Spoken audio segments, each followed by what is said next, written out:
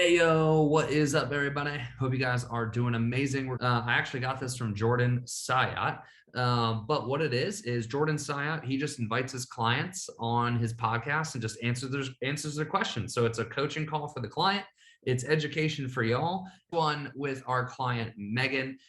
We cover topics around scaling and hiring and making decisions around hiring. And then we get her a strategy put in place. So if this is you, that means it's going to be a very helpful podcast. And I will see you guys on the other side. All right. So let's dive in. What challenges you got for me today?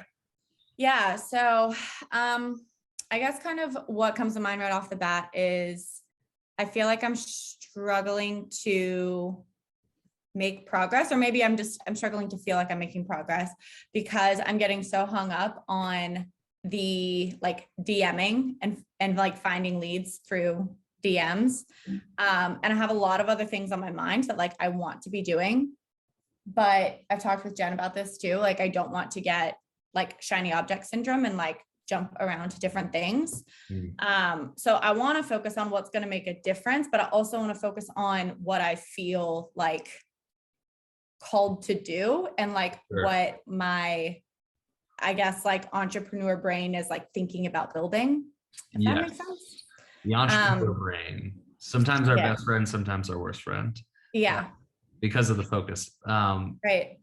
I'll let you finish and then I'll ask. Well, I was just going to say last time we talked about hiring a assistant coach and kind of scaling with that model of I do Zoom packages exclusively. Yep. So 4, 6, 12-month Zoom packages with check-ins every 2 weeks. And we talked about getting my client roster full and then hiring a assistant coach to then take on more clients. Yep. But I'm struggling with that scaling model because, and this could be me getting in my own way, but I feel like the type of assistant coach I have, I almost want them to come into my business first as almost like a virtual assistant, like being there to help me with, and this could maybe, I mean, I think it's the two roles are kind of overlapping, but helping me with community support in the Facebook groups, basically everything except for working one-on-one with clients, because I feel like it would take me so long to train them to do things the way that I do them. And I do want to find somebody within my community already, like who is also a nutritional therapy practitioner and has the same philosophy and experience and stuff like that. So I want to find somebody who I can kind of like hire on to help me with a lot of the little tasks, and like creating like content for my clients and being really familiar with like the structure of the program. And again, being in the actual like Facebook group, being able to support clients and answer questions and stuff like that. And then eventually taking on clients one-on-one, or maybe even just having it more as like, I don't want to say like not quite a group program. Like, can I pause real quick? Yeah. So what is your view of an assistant coach? It sounds like to me that they're going to do a lot of accessory roles. They're going to, engage in the group. They're going to maybe potentially make some training programs or create content for your clients. But at the end of the day, what's the end goal for your assistant coaches? Like, do you want your assistant coaches to do one-to-one coaching or do you not? I don't think so. Unless. Why?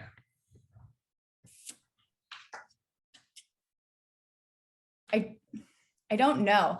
I think maybe not upfront. Like I don't see myself like Megan Crozier as a company having like 60 or 70 clients all at once. I see it as being like, 30 to 40 clients with that super high touch one-on-one. And then everything else, which maybe this isn't realistic, but having them go through either self-paced group course, almost like whatever, like NLCA, like the way it's built in with the back end, but then being able to schedule one-on-one sessions with me, or I guess, yes, with an assistant coach, like at that point in time they could, but I feel really weird getting on the phone with people right now and then them talking to me and us building that relationship and stuff, and then them working with a different coach. Yeah, 100%. And maybe that's just because of like I think like the intimacy of my like sessions and stuff, and like what I do work on clients with, it just feels weird passing them off to an assistant coach. But for somebody who, like, I can think of some other clients who are much more like what I would consider basic. It's just like they're starting from the beginning with their health and fitness journey. Like that is somebody who I could give to an assistant coach, but that's not my like average client. So no, that makes sense. I think I wrote a couple of things down here. Number one is the view or your view on training. So it sounded like you said, I forget exactly what you said, but you said something like it would take a while to train them. So view training as ongoing forever, not as like this 30 or 90-day stint. There is a structured 90-day stint, and that is in the course. But honestly, you're going to be training your people forever. Like we have people that have been with us for years, and they're continue to get trained, and they continue to have practice calls every single day. I think what's going on here is more the latter, the most recent thing that you said, that maybe there's a little bit of nerves around bringing somebody else into the company, trusting that person, trusting their ability to handle the clients. And it's more so the newness around that. Would you agree there? Because it sounds like your vision, correct me if I'm wrong, but it sounds like your vision is one assistant coach, you could probably handle one-to-one clients. And then maybe down the line, instead of adding more assistant coaches, you add more of a group model where you guys facilitate that. Is that correct? Yeah, that is more how I see it. And I would rather have them working with somebody in that group setting and having an assistant coach do like, group coaching calls versus having the actual like one-on-one type of calls. I have somewhat of like what I call like it's a like foundations, like course or program built out. It's called the Fuel Your Body Blueprint. And I'm trying to figure out a way to scale this while also hiring somebody else to come in and help me to scale it. So I think you should separate the two for now, meaning pick one. So this would be my suggestion. I would say that you should hire the assistant coach and do that first, learn how to train that person, feel very confident in that. And then once that is down and they have a roster of clients and you feel good about everything, then I would add on the group coaching program. And I'm viewing this through the lens of the employee. And here's why. Because if you hired somebody on to do some ancillary work and maybe they're running a group coaching program, they're not going to be able, they're not going to make enough money where they can do it full time. Therefore, they're not going to be as bought in. But if you bring in a person, I know you want somebody bought in, but if you brought in a person, they're working one-to-one with clients, they have a full-time livable wage, and then you say, hey, we're going to add on this group coaching thing, they're going to be a lot more bought in, and they'll be a lot more appreciative because this could be a growth opportunity for this one assistant coach. One other question. It sounds like you want to maintain a client roster. Is that correct? Do you mean for like one-on-one clients? For me personally? Yeah. Yes, up until a certain point. I think like 5 years from now, I don't want to do any one-on-one. This is your business. I mean, you could do whatever your little heart desires. I'm totally fine with that. If it were totally up to me, the path for you would be, let's get an assistant coach first for the reasons I just stated. Once we feel good about that person, we can give them a growth opportunity by adding in a group coaching model. And then you can maintain what's a desirable roster for you, 20 to 30, it sounds like. Yeah, 20 to 30. Cool. Did that help solve that particular, it sounded like there might have been a misalignment with vision or next steps. Did that kind of help solve that? Yeah, that does help to clarify it. I guess the other thing I'm thinking of too, in terms of like training the assistant coach, it does help to think of it as more of a long-term process, kind of always training them. So yeah, it's forever. And we just uploaded 2 new modules in the course, the hiring and the ramp up module for an assistant coach. That's brand new. And then we just added another one, how to manage your assistant coach. And that would be the ongoing training that I was alluding to. I think that's actually the one that I'm watching right now. Did Dayla record the how to handle an assistant? Okay. Yeah, that's why I'm literally watching it right now. So perfect. Let me create some homework for you. So watch how to hire, ramp up an AC, watch how to manage a AC. Perfect. Okay. So that solves problem one. It sounded like, coming back to the original thing you said was scaling, and then you mentioned DMs. Kind of talk me through that and we'll work through that. Yeah. Well, I feel like I keep going back to that for getting more leads. So on average, like I might have 3 calls a week. Something else I want to get better at is tracking too. So I'm going to go back through the modules for actually like tracking everything better.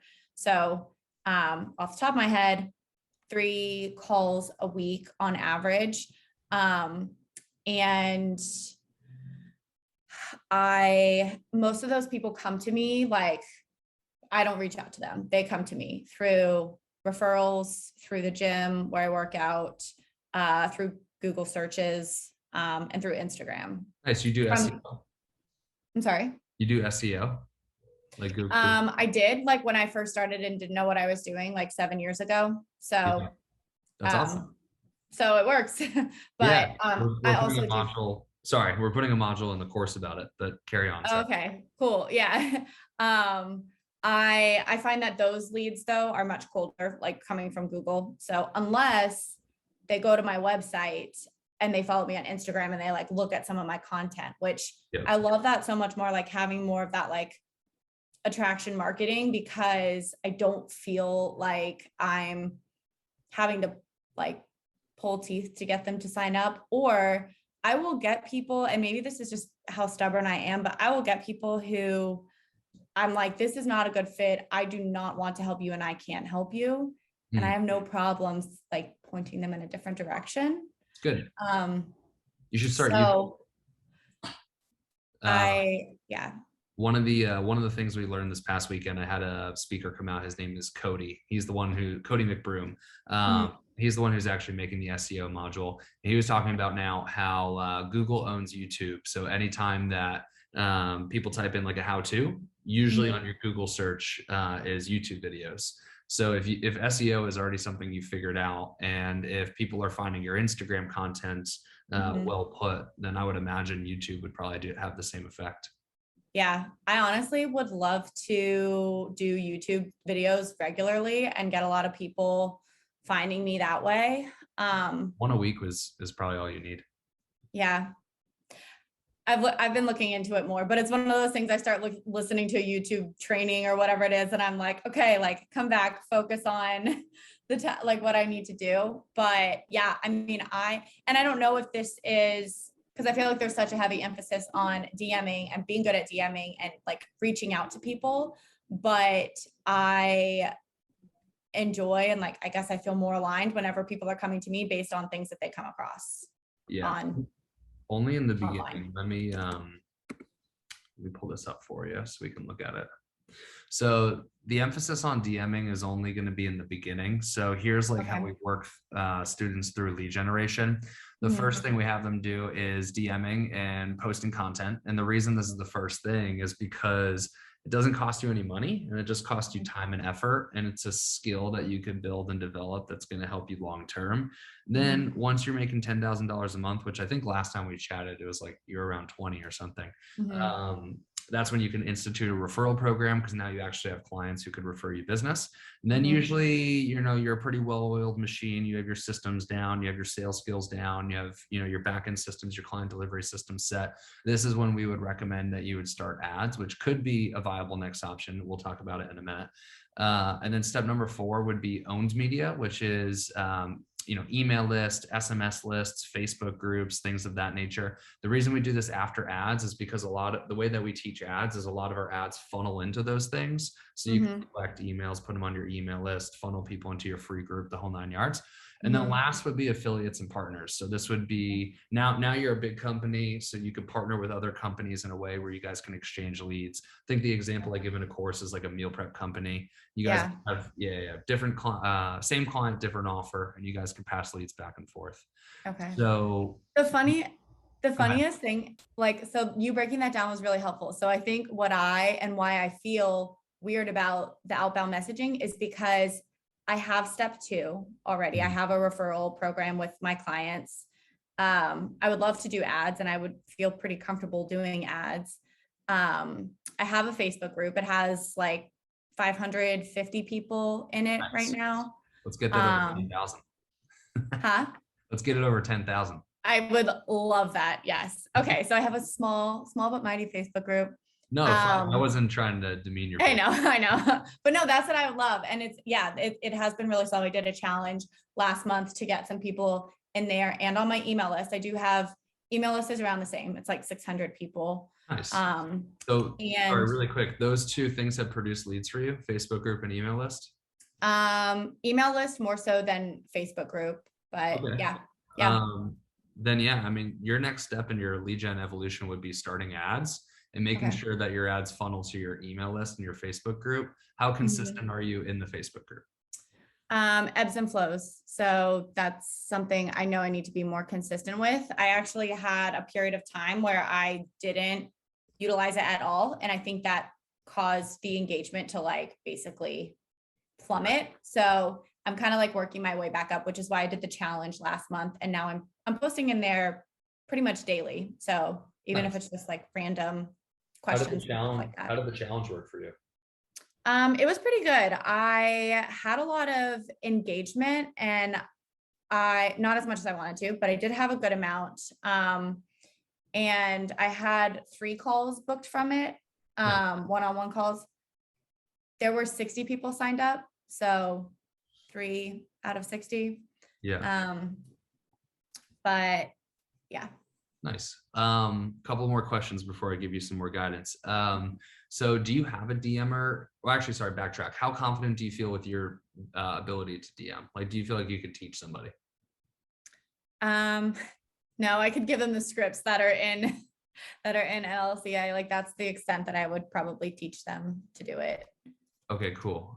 We can help you with that with the DM agency. Okay. Like we can help. Okay. One, we can help find you somebody, and we can train them for you. Okay. So I do think I am good at I'm not good at starting a conversation or like finding people to start conversations with, but I am good whenever people come to me first, or they respond to something on Instagram, or they reply to one of my emails. Like, I'm good at having a conversation with them that gets them to book a call. What if I told you that I can teach you how to run ads where people click on the ad and it starts a conversation first? You'd feel very confident.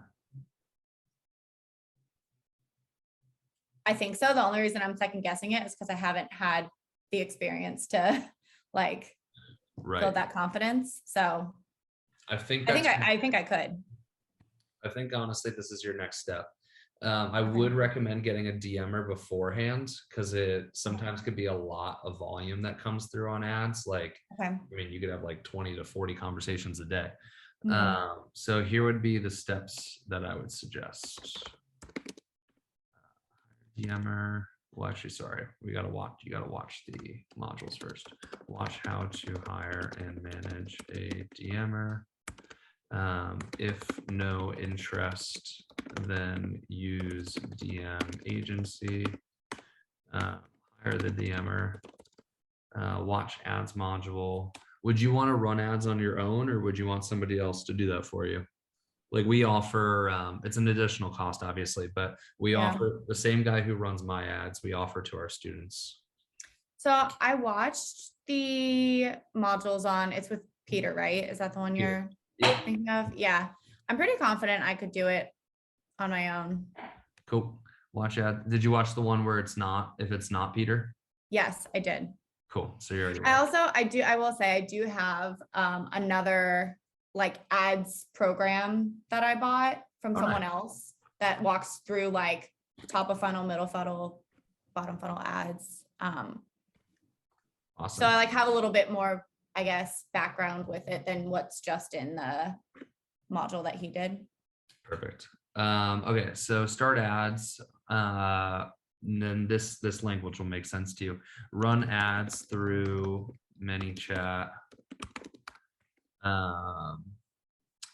Do a free resource, collect email, send to Facebook group. All right, so I know that's really general, so let me explain. Yeah. So what your ads would do is when people click on your ad, it would open up a conversation, a messenger conversation. You could do that through a tool called ManyChat. And then what the ad is going to promise is like, hey, are you struggling with this problem? Click and I'll send you XYZ resource. People click, send them the resource. And then from there should be an automation that collects their email. And then that Zapier's over to your email list. I don't know if you're using MailChimp or ActiveCampaign. And then it also will send them an automation for a Facebook group. So these are obviously things that I know you're not going to move forward with, Peter, but if you can find somebody that can do this for you or set this up for you, that would save you a butt ton of time. Yeah. That would be the flow that I would go with. Okay. Yeah, I've never used ManyChat before, so I'm down to use that.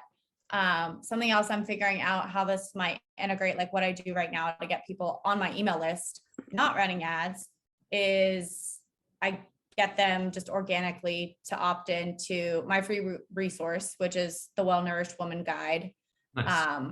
And then they get the next email that they get delivers the guide and then also has an invite to join the Facebook group. Oh, perfect. So Okay. would I still keep that email sequence, or would this still be going just through the ManyChat and it's almost like a sequence, but it's taking place through Facebook? Yeah. So your email list, they get the resource and then it sends them to the Facebook group. That's what happens currently. Yeah. All right, cool. So what I would do is I would change the email sequence to remove the resource since they already got that, or replace it with a different resource. If you have because now this would become the next step, right? Because they get the resource in ManyChat, then they opt into your email. I would say probably you could do something along the lines of like testimonials or like results. That would be like the next step. Like, oh, here's this helpful resource. And then you would educate them on what you do and who you've helped. So I would change that sequence, and then you could take out the Facebook group because they've already got that opt-in from ManyChat. Yeah. Okay. Does that make sense? Do you want me to write that down or? No, that all makes sense. Cool. Yeah. But yeah, and I'm also thinking too, like, because I think that's a much better way because with the email sequence too, the open rate like declines significantly after like the second or third email. So I think having some other resources to share with them is a good idea. Yeah. And the open rates on this are like 90%. So they're like really high. And if they opt into the email, they've already got the resource. Now they're seeing more about your coaching. They're seeing more about the testimonials. It just takes them down that gradual step of becoming a client. Okay. Yeah. Cool. All right. Honestly, I think these next steps will probably take you the next, I would say 90 days would be these next steps. So once again, that's watch how to hire and ramp up an AC, how to manage an AC, and then hire an AC. Watch how to hire and manage a DMer. If you're not interested in doing that at all, we could do that through the DM agency, and then you hire the DMer. And then I would start ads once you have the AC and also the DMer. And then once you have all that done, then I would look into the group coaching. Okay. Start group coaching. Any questions on that? I don't think so. That all makes sense. I'm glad you said realistically 90 days because I'm like, oh yeah, I want to do this in the next like couple of weeks. So that makes it more realistic. Tall order. Yeah, this is a tall order for sure. The one thought that or question I have is whenever I signed up and I had because I did like the same day sign up, I had the option to pick an agency. Cool. Yeah. I just before talking to anybody or knowing what I was doing, I just selected the VA one because I thought that I wanted to have a VA. Yep. I kind of like, and I listened to the module as well, like would maybe be interested in doing that like for myself, just to maybe set my own systems up a little bit better and have things organized. I don't know if it would help with that, but I'm wondering if based on this to do, I should change that and maybe look into like, DM agency or AC. Yeah. You haven't used it yet, right? Like it's still eligible. Okay. What date did you sign up? Because we did change it at one point. I just want to make sure that you get the full thing. February 14th. February 14th. Okay. Oh, Valentine's Day. That's the only reason I remember. It was on Valentine's Day. That's funny. I would reach out. Do you know how to reach out to support, or do you need me to write that down here? I can figure it. I mean, you can write it down if you want to, but I'm sure I can figure it out. Support at the next level coaching academy.com. So I'd reach out to them and I'd ask them very specifically what you get in the DM agency, because the change that we made recently, and I can't remember what date we made it, is we used to give the full DM agency away, but then we switched it to just the hiring portion and not the full thing. So it depends on what date you signed up on, if it was before the cutoff or after the cutoff, but I would email them and see, and then they can give you some information on that. But honestly, the VA one, I wouldn't do. If you want to do it for yourself, that's fine, but I wouldn't do it. Like, I don't feel like you need that right now. It would be between assistant coach, like ACA, using ACA, or DM agency would be the two. Okay. Sweet. I'll do that. How are you feeling? Was this helpful? Yeah, it was really helpful. I feel much better knowing that I'm not like missing something with the outbound, like DMing and stuff like that. Cause I was really getting stuck there. And so this helps me to kind of like move forward and focus on what I need to focus on. Yeah, I would say this is your path. I dropped this in the chat. Just make sure you save that before we pop off here. But with the 3 minutes we have left, did you have any other questions for me?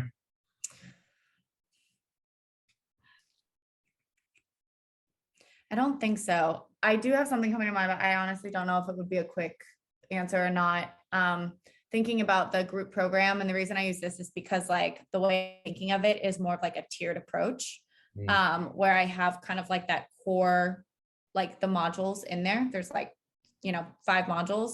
Yep. Having that as self-paced versus like having it plus the coaching potentially with me or potentially with an assistant coach. Would you still consider a group coaching model, or is that more of like a tiered like program? If you're going to make the course a part of the one-to-one, I would just think about adding it to your already one-to-one service, like the one that you have currently right now. To me, the group coaching would be, I mean, you could set it up quite literally like NLCA. You can have the group calls, you can have the course, the self-guided course. And then most group coaching programs have some form of like a community support, like Facebook group or WhatsApp chat or something like that. That's the easiest way to set it up, is have a group call, have a course, have a community, chat or Facebook group. Yeah. Okay. And then if people, I'm going to go back through and watch that module too on the group coaching as well. Yeah, I'd really separate the one-to-one service and the group, because if you start adding in like layers of group where they can get one-to-one, I think it takes away from your actual one. Yeah, that's kind of what I'm doing. And yeah, that's where it gets a little bit like muddy. So yeah, it gets a little convoluted. So I like really separate those. All right, y'all. I hope you guys enjoyed that. I would love some feedback. So feel free to hit me up in the IG DMs, _fit CEO on Instagram. Let me know if you guys like this style. If you did, I will continue to do more of it. And until next time, peace.